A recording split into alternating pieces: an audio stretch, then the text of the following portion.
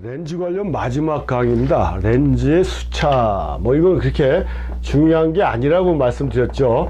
내가 지난 시간에도 얘기했지만 렌즈의 수차는 뭐라고 했죠? 초점이 맞지 않는 렌즈가 가지고 있는 결점을 렌즈의 수차라고 얘기했고, 그런 렌즈의 수차는 대부분이 렌즈가 구면이기 때문에 나오는 것이다. 뭐만 빼고 색수차만 빼고, 그래서 색수차를 극복시켜준 렌즈가 저분산율 렌즈라고 그랬고, 이 구면 수차를 극복하기 위한 방법으로 비구면 렌즈가 요즘 굉장히 많이 활성화되고 있다라고 이렇게 말씀을 드렸어요. 그래서 자이델의 오수차 이래갖고 수차도 상당히 많이 있는데, 그것도 지난 시간에 말씀드렸듯이 그런 기술적인 내용을 우리가 실질적으로 몰라도 아무런 상관이 없다라고 그랬습니다. 그래서 우리하고 직접적으로 연관이 있는 구면 수차나 색수차에 대한 기본적인 내용만 대충 이렇게 이해를 하시고, 거기에 따른 렌즈나 장비를 구입하시면 크게 문제가 되지 않는다라고 이렇게 보시면 되는 게 렌즈의 수차예요. 그러니까 어렵게 생각하지 마시고 제가 지금 말씀드린 그 내용만 이해하시면 되고요. 또 렌즈에는 뭐가 있습니까? 코팅이 돼 있죠. 렌즈 코팅.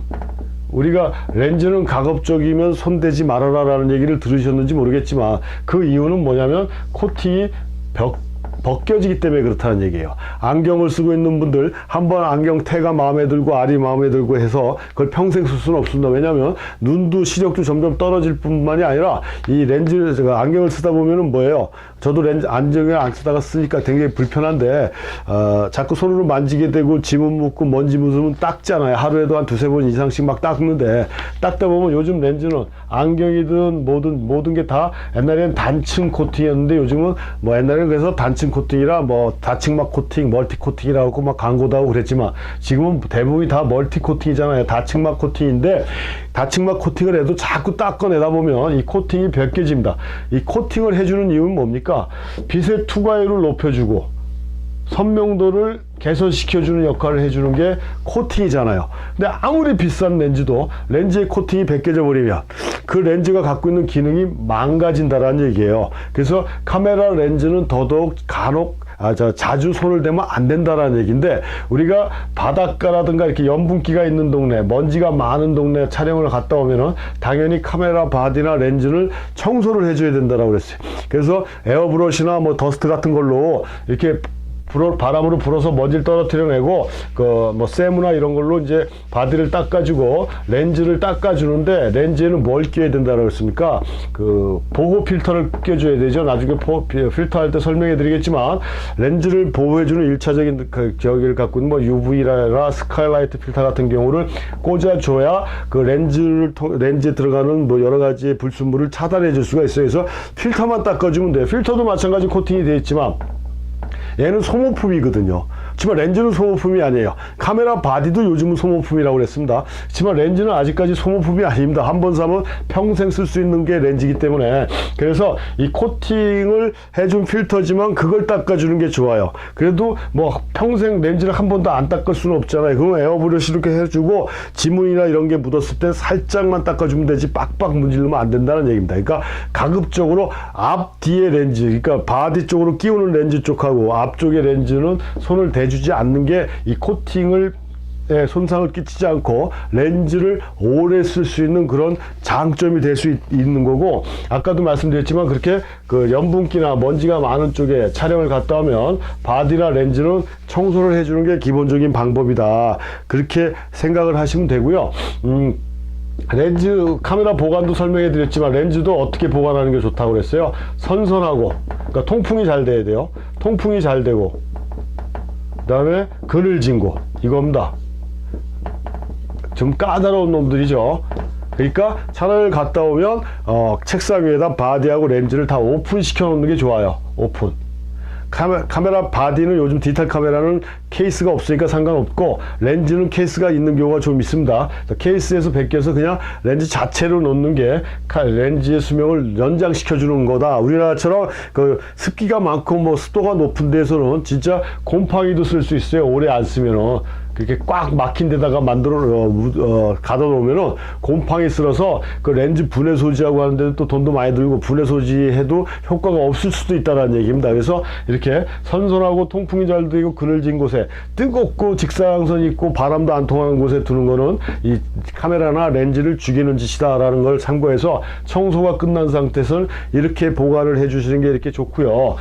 우리가 렌즈를 통해서 여러 가지 현상들이 일어나는데 어떤 것들이 일어납니까? 우리가 가끔 플레어라고 그러잖아요. 그래서 뭐 요즘 나오는 렌즈들이 아까 전 시간에 얘기했던 뭐 그 니콘의 N 렌즈라든가 이거 나노 크레스타이라고 그래갖고 최고의 렌즈, 뭐 L 렌즈 이런 것들이 이런 렌즈의 그런 그 코팅이나 렌즈의 수차를 조절해서 이 플레어를 극소화시킨 그런 렌즈들이다라고도 볼 수 있어요. 이 플레어가 뭐냐면 직사광선, 태양을 바로 마주보고 이렇게 찍다 보면 태양의 반사광이 조리개 문양이라든가 렌즈 상호 반사에 의해서 사진의 한쪽이 밝게 나오는 거예요. 이렇게 조리개 문양으로 쭉 나오는 것도 있고 반사광이 뭐 퍼지는 것도 있어요. 그런 것들을 대부분 다 우리가 플레어라고 그러고 육각형 모양의 조리개 모양으로 이렇게 쭉 떨어지는 거를 플레어 중에서도 고스트 이미지라고 그래요. 근데 그런 걸 막아주기 위해서 렌즈 후드를 쓴다든가 직사광선을 피해서 촬영하면 되지만 우리가 사진을 주로 찍는 광선이 역광인 경우가 많다라고 그랬습니다.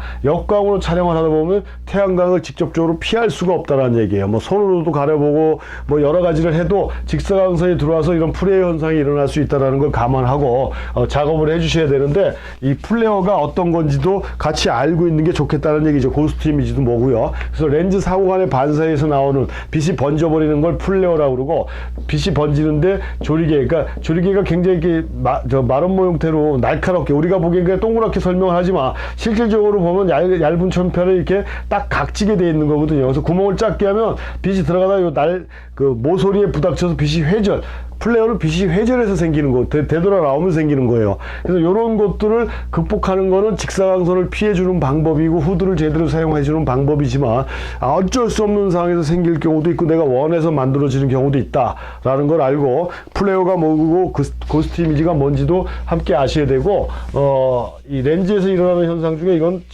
다른 시간에도 얘기했지만 비네팅이라는 게 있다라고 했어요. 비네팅. 무슨 얘기냐면 렌즈 앞에 필터를 우리가 렌즈가 갖고 있는 사진을 찍을 수 있는 범위를 우리가 포괄범위라고 그랬는데 이걸 그 사진적인 이미지, 그러니까 미술적인 이미지하고 비슷하게 보이기 위해서 렌즈 앞에다 사각 프레임으로 막아서 사진이 사각형으로 찍힌다고 그랬잖아요. 그래서 렌즈의 그 범위에 타이트하게 사각 프레임을 만들어 놨기 때문에 이 렌즈 앞에다가 필터를 2장, 3장 끼다 보면 이걸 가려버린다고 그랬어요.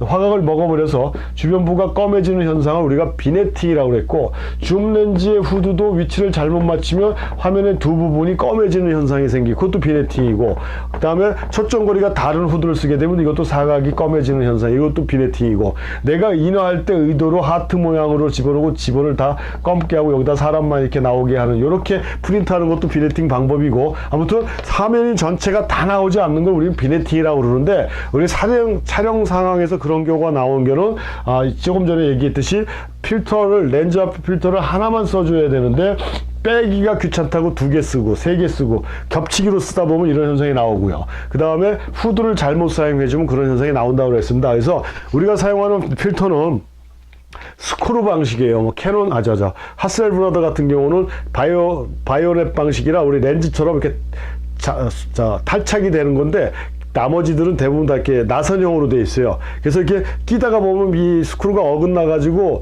이 엇박자가 돼서 빼도 박도 못하는 경우가 생겨요. 그런 게 귀찮으니까 자꾸 그 위에다 자꾸 더 씌우는 경우가 있다는 얘기예요. 근데 비네팅이 생겨요. 근데 좀 차분하게 해서 천천히 하다 보면은 이게 어긋나지 않게 꼈다 뺐다 할 수 있다는 얘기입니다. 근데 이게 심하게 어긋나 버리면요, 이거 손으로 빼줄 수가 없어요. 그 필터 유리를 깨버리고 그 링을 벤치나 뭐 리퍼 같은 걸 잘라버려야 되는 극한적인 상황까지도 나올 수 있다는 얘기입니다. 그러니까 급하게 필터를 뺐다 꼈다라는 이런 거가 아닌 좀 여유 있게 하다 보면 필터도 자유자재로 뺐다 꼈다 할 수 있고 그게 귀찮아서 필터를 막 2개, 3장씩 이렇게 겹쳐서 촬영하는 이런 문제도 생길 수가 없다라고 이해를 하시고요. 이 렌즈의 코팅이나 그 다음에 렌즈에 의해서 일어나는 이런 그 부작용이든 뭐 현상들이 있다라는 것도 같이 알고